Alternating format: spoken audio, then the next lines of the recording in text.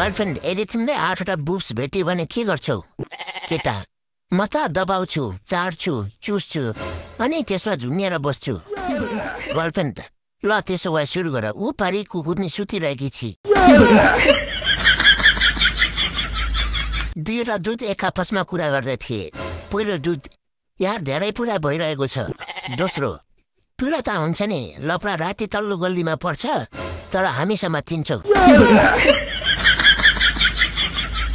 बेना म तिमीलाई किस गर्न सक्छु? साली तपाईसँग कन्डम छ? बेना कन्डम के को लागि? शरीफ त यस्तो देखाउनुहुन्छ नि, किस गरेपछि जे ठाडो हुन्छ त्यसमा 2082 सालको पात्रो झुनाउनुहुन्छ। एकपटक बाबा बुट फिल्म हेर्न गए अनि हार्न थाले। भक्त बाबा किन हाँस्नु भएको?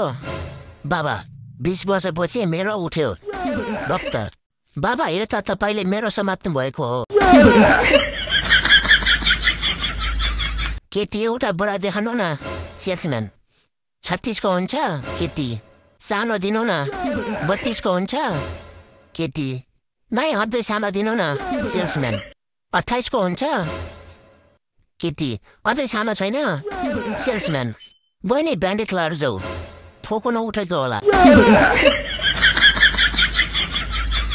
बुढी आज नआला है? बुढा किन? बुढी हिजो राति तिमी मुखभित्र हालेर सुत्यो, केही सेतो सेतो झरिरहेको थियो। बुढो त्यो त प्रोटिन थियो नि पागल नि। साथीहरू तपाईँलाई सबैभन्दा रमाइलो जोक्स कुन लाग्यो कमेन्ट गर्नु होला है त।